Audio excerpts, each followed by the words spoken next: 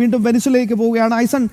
ഐസൻ പറഞ്ഞതുപോലെ ഇതൊരു ഗൗരവമുള്ള വിഷയം തന്നെയാണ്. പക്ഷേ ഈ സമയത്ത് ഈ ലോകം ഒരു അശാന്തിയിലേക്ക് പോകണമെന്നൊരു വാശിയിലേക്കാണോ സെലൻസ്കിയും ചിന്തിക്കുന്നത്? കാരണം റഷ്യയിലൊക്കെ ഇത്തരത്തിലുള്ള നടപടി ഉണ്ടായാൽ എന്താണ് സംഭവിക്കാൻ പോകുന്നതെന്ന് നമുക്ക് കൊച്ചുകുട്ടിക്ക് വരെ മനസ്സിലാവും. ലോകത്ത് പിന്നെ എന്തായിരിക്കും സംഭവിക്കാൻ പോകുന്നതെന്ന്.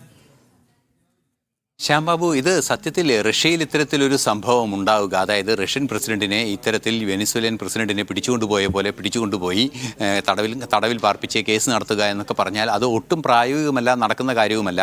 മാത്രമല്ല അത് UN സെക്യൂരിറ്റി കൗൺസിലിലെ അംഗരാജ്യങ്ങളാണ് റഷ്യയും, അതുപോലെ തന്നെ സ്ഥിരാംഗങ്ങളാണ് റഷ്യയും അമേരിക്കയും. ഇതൊക്കെ അവാസ്തവമായ ഒട്ടും പ്രായോഗികമായ കാര്യങ്ങളല്ല, അതൊന്നും നടക്കുക സാധ്യമല്ല. പക്ഷേ ഒട്ടൊക്കെ തമാശ രൂപത്തിലാണ് റഷ്യക്കെതിരായ ഒരു ആക്ഷേപം എന്ന നിലയിൽ ഈ സെലൻസ്കി ഈ പ്രസ്താവന നടത്തിയത് എന്നാണ് അദ്ദേഹത്തിൻ്റെ വാക്കുകളിൽ നിന്നും അല്ലെങ്കിൽ ആ ഒരു ശരീരഭാഷയിൽ നിന്നും മനസ്സിലാക്കാൻ സാധിക്കുന്നത്. എല്ലാ ഏകാധിപതികളോടും ഇങ്ങനെ തന്നെ പെരുമാറണമെന്ന നിലപാടൊക്കെയാണ് സെലൻസ്കി മുന്നോട്ട് വയ്ക്കുന്നത്.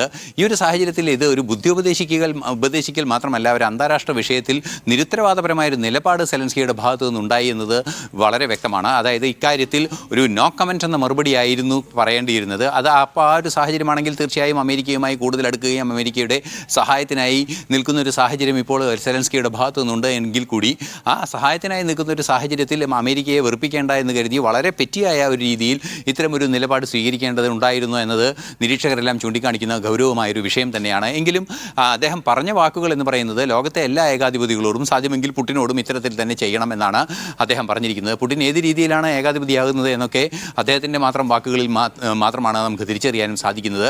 എന്ത് തന്നെയായാലും സെലൻസ്കിയുടെ ഭാഗത്തു നിന്ന് ഇത്തരത്തിൽ വന്നിരിക്കുന്ന ഒരു പ്രതികരണം ഒട്ടൊക്കെ ഒരു തമാശ രൂപത്തിലാണ് അദ്ദേഹം പറഞ്ഞിരിക്കുന്നത് എങ്കിൽ കൂടി അത് ഉയർത്തിവിടുന്ന പല ചിന്തകളുമുണ്ട്. യൂറോപ്യൻ യൂണിയൻ രാജ്യങ്ങളും വിവിധ യൂറോപ്യൻ രാജ്യങ്ങളും അമേരിക്കയുടെ നടപടിയെ കൃത്യമായി എതിർക്കുമ്പോൾ യൂറോപ്യൻ രാജ്യങ്ങളുടെ പിന്തുണയോടെ, യൂറോപ്യൻ രാജ്യങ്ങളുടെ സാമ്പത്തിക സഹായത്തോടെ അമേരിക്കയുടെ സൈനിക പിന്തുണ ലഭ്യമാക്കി റഷ്യക്കെതിരെ പോരാടാനുള്ള ശക്തി നൽകണമെന്ന് ആവശ്യപ്പെട്ടിരിക്കുന്ന സെലൻസ്കി ഇത്രയും നിരുത്തരവാദപരമായ ഒരു നിലപാട് സ്വീകരിച്ചത് യൂറോപ്യൻ യൂണിയൻ രാജ്യങ്ങളുടെ ഭാഗത്തു നിന്ന് തന്നെ എതിർപ്പുണ്ടാക്കാനുള്ള സാധ്യതയിലേക്കാണ് കാര്യങ്ങൾ കൊണ്ട് ചെന്ന് എത്തിക്കുക എന്നതൊരു യാഥാർത്ഥ്യമാണ്. എന്തുതന്നെയായാലും സെലൻസ്കി ആവശ്യപ്പെട്ടിരിക്കുന്നത് ഇത്തരത്തിൽ ഏകാധിപതികളോട് ഈ നീക്കം തന്നെ നടത്തണം. വെനിസ്വേലിയൻ ഏകാധിപതിയോട് നടത്തിയ അതേ നീക്കം റഷ്യൻ പ്രസിഡന്റിനോട് നടത്തണമെന്നാണ്. പക്ഷേ ട്രംപ് പോലും ഇത് ഗൗരവത്തിലെടുക്കില്ല, ഒരു തമാശയായി കാണൂ എന്ന് തന്നെയാണ് ഇതിൽ നിന്നും നമുക്ക് മനസ്സിലാക്കാൻ സാധിക്കുന്നത്. ശ്യാം, യെസ്, ഈ യൂറോപ്യൻ യൂണിയൻ്റെ ഒരു നിലപാട് കൂടി വളരെ പ്രസക്തമാണ്. നമ്മുടെ വിദേശകാര്യമന്ത്രി പറഞ്ഞതുപോലെ യൂറോപ്പ് എന്ത് പറയുന്നു അതുപോലെ നിൽക്കാനൊന്നും പറ്റുന്നില്ല. പക്ഷേ എങ്കിലും ലോകക്രമത്തിൻ്റെ അടിസ്ഥാനത്തിൽ നോക്കുമ്പോൾ യൂറോപ്യൻ യൂണിയൻ്റെ വിശേഷിച്ച് ബ്രിട്ടൻ, ഇറ്റലി, ഫ്രാൻസ് ഉൾപ്പെടെയുള്ള രാജ്യങ്ങളുടെ ഒക്കെ നിലപാട് കൂടി ഈ വിഷയത്തിൽ വളരെ പ്രസക്തമാണ്, അല്ലേ സർ? തീർച്ചയായും ഈ രാജ്യങ്ങളുടെയൊക്കെ നിലപാട് വളരെയധികം പ്രസക്തമാണ്. നാളെ UN സെക്യൂരിറ്റി കൗൺസിൽ യോഗം ചേരാനിരിക്കുമ്പോൾ ഇറ്റലിയുടെയും ഫ്രാൻസിൻ്റെയും അതുപോലെ തന്നെ ബ്രിട്ടൻ്റെയും എല്ലാം നിലപാടുകൾ നിർണായകമാവും. ചൈന, റഷ്യ എന്നിവർ കൃത്യമായ നിലപാടുകൾ അറിയിക്കുകയും ചെയ്തിട്ടുണ്ട്.